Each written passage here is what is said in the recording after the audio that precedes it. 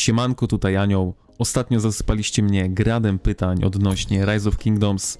Czy gram, czy grałem? No dobra, z tym gradem może przesadziłem, bo łącznie z 10 takich pytań było, więc bardziej taka mrzaweczka, ale nadal na te pytania sobie odpowiemy, bo temat jest naprawdę interesujący. Na pytanie, czy grałem w Rise of Kingdoms, odpowiedź jest jedna. Tak, grałem kiedyś w Rise of Kingdoms. O mojej karierze w Rise of Kingdoms opowiem kiedy indziej. Może bardziej o przygodzie, bo wiadomo, karierę to miał Shinji. W Rise of Kingdoms grałem dosyć długo jak na mnie, bo z reguły gry mobilne traktowałem jako takie zabijacze czasu. Wchodziłem, gdy na przykład na coś czekałem, ale rok faktycznie mi się spodobał, pokazał mi, że w grach mobilnych można się świetnie bawić, poznać ciekawych ludzi, spędzić fajnie czas z innymi, dążąc do tego samego celu. Poza tym spodobał mi się aspekt budowania swojego miasta, grindu konta, no i to, że swoim legionem można było wyjść w miejsce, w którekolwiek chciałeś. W porównaniu do innych gier, w które grałem, to była dla mnie nowość. Z reguły w tych grach przemieszczanie się polegało na tym, że klikałeś na dany punkt, no i twój legion maszerował do tego punktu. W roku mogłeś postawić swój legion gdziekolwiek tylko chciałeś. Na tamte czasy naprawdę to było coś wow. Ale z drugiej strony też nie grałem w dużo takich gier. Może były w tamtym czasie już jakieś inne gry, które oferowały taką kontrolę nad marszami, aczkolwiek ja wtedy takich nie znałem, no i właśnie dlatego bardzo spodobał mi się rok. Ale kilka miesięcy później pojawiło się na rynku, może nie na rynku, a bardziej w becie, w Polsce dostępne było Call of Dragons. Gra od tych samych twórców, Farlight, Lilith 1 wiadomo, więc to był pierwszy plus dla mnie, bo wiedziałem, że gra nie upadnie po pół roku.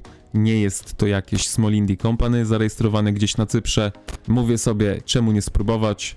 Jeśli rok był dla kasy, to czułem, że ich kolejna gra może być bardziej grą dla gry. No i tutaj się nie zawiodłem. Oczywiście każda tego typu gra jest nastawiona na pieniądze, no bo w końcu po coś te gry robią, żeby zarabiać na nich. No i myślałem właśnie nad tym, że można stworzyć coś fajnego z tym elementem mikrotransakcji, ale żeby te mikrotransakcje nie wpływały aż tak mocno na rozgrywkę. W Call of Dragons nie jest idealnie, ale jest już na pewno lepiej niż w Rise of Kingdoms.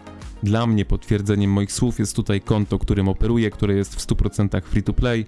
Mimo że jest to jedna z najtrudniejszych ścieżek, to naprawdę czuję, że mam jakiś wkład w performance całego sojuszu.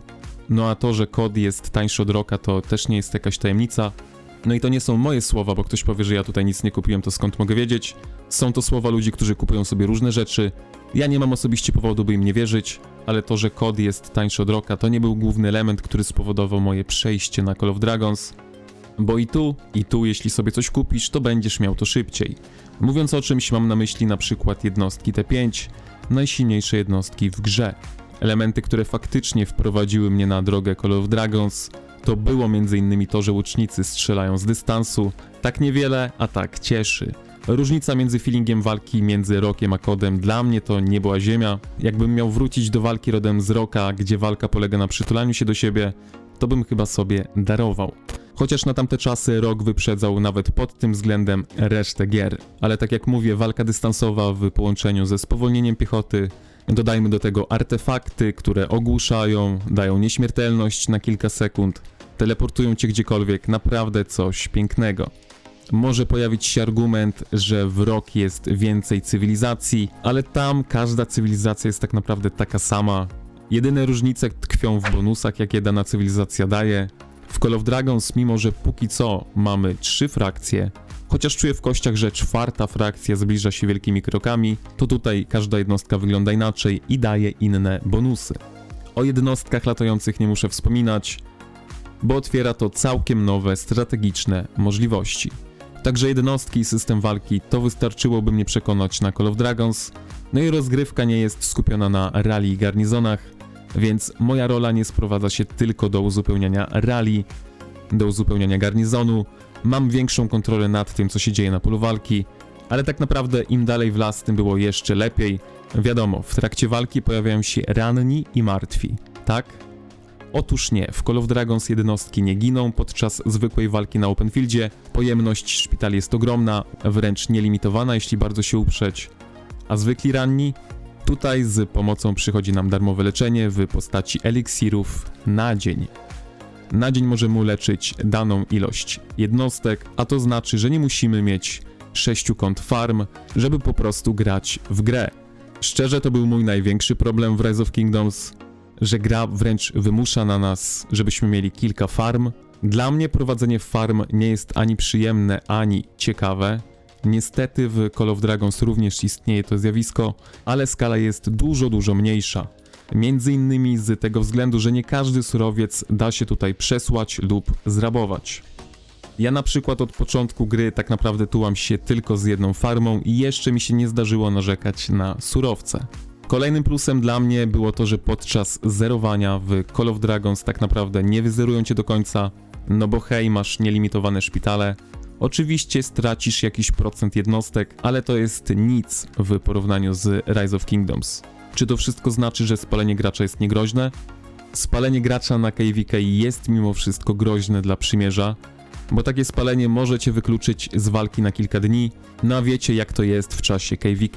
Z reguły na jakichś kluczowych punktach na mapie walka toczy się kilka dni, no i wtedy jak cię spalą, to nie pomożesz swojemu sojuszowi w walce, chyba że się podleczysz za surowce, ale tutaj również masz limity na dzień, więc za dużo tak czy siak nie powalczysz.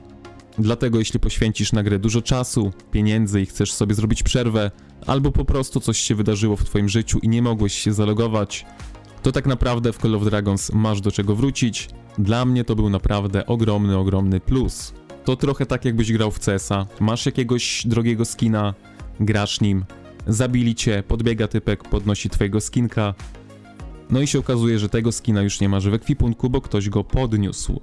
Wiadomo, ma to jakiś swój urok, budzi dużo emocji, ale w grze, w którą nie grasz godzinę, tylko kilka miesięcy, może nawet lat, zerowanie i strata twojego progresu, myślę, że to nie jest ciekawa wizja.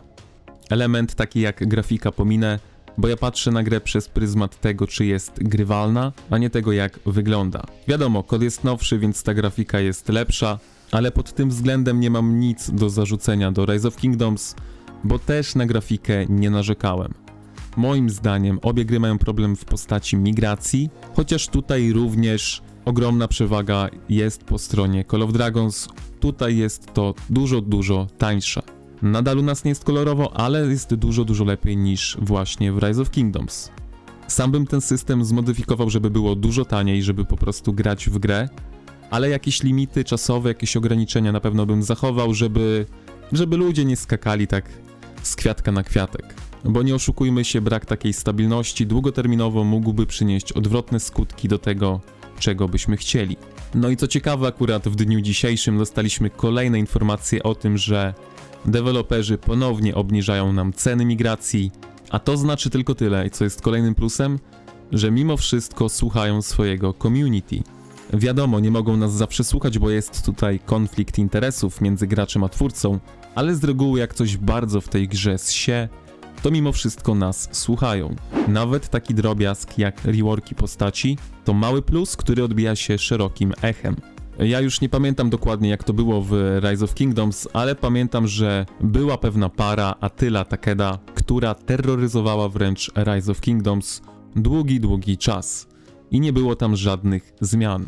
Żeby przybliżyć tę sytuację graczom Call of Dragons, to tak jakby w kodzie była tylko kawaleria i piechota i przyszłoby nam walczyć przeciwko Goreszowi Skogul, naszą Niką i Madlenką.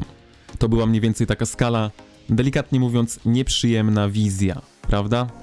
Wiem, że dla niektórych plusem na stronę Rise of Kingdoms mogą być dowódcy, że tam są postacie historyczne, ale tak naprawdę to jest największy kit, jaki próbują komukolwiek wcisnąć. 90% osób, które da ten argument, nie zdaje sobie sprawy, że Cesarstwo Rzymskie zostało podzielone na zachodnio- i wschodnio-rzymskie. A jak zapytacie te pozostałe 10%, które coś tam słyszało o datę tego wydarzenia, to nagle się okazuje, że z tych wszystkich domorosłych historyków nagle 0,5% zna odpowiedź na to pytanie. Dlatego zapamiętajcie sobie, do pewnych argumentów lepiej zachować dystans. Podsumowując, dynamika walki, różnorodność jednostek, brak wymagania 6 kont farm, żeby sobie powalczyć chociaż na jednym KVK, czy chociażby to, że nawet po spaleniu, gdy coś się wydarzy w twoim życiu, masz do czego wrócić. To były główne elementy, które mnie przekonały do Call of Dragons, ale powtórzę to jeszcze raz, w czasie, w którym grałem w Rise of Kingdoms, rok bił na głowę inne gry z tego gatunku. To nie był roast na Rocka, jeśli ktoś to tak odbierze, bo może się zjawi ktoś taki. To były tylko moje powody, dla których wybrałem właśnie Call of Dragons. I jeśli chodzi o roastik, to może delikatny się pojawił, gdy mówiłem o Age of Empires Mobile, bo tam zawiodłem się lekko obecnym stanem gry, ale znowu to jest zupełnie inna historia. Dajcie znać w komentarzu, dlaczego wy wybraliście jedną albo drugą grę, może nigdy nie graliście w takie city buildery. Wiem, że kilka osób z mojego przymierza nigdy nie grało w takie gry i Call of Dragons było ich pierwszą grą tego typu. Ja lubię takie historyjki, zawsze perspektywy innych są ciekawe, więc śmiało napisz w komentarzu, ja chętnie w wolnej chwili poczytam. Ja będę się tu z wami żegnał, wiecie co robić, trzymajcie się, elo!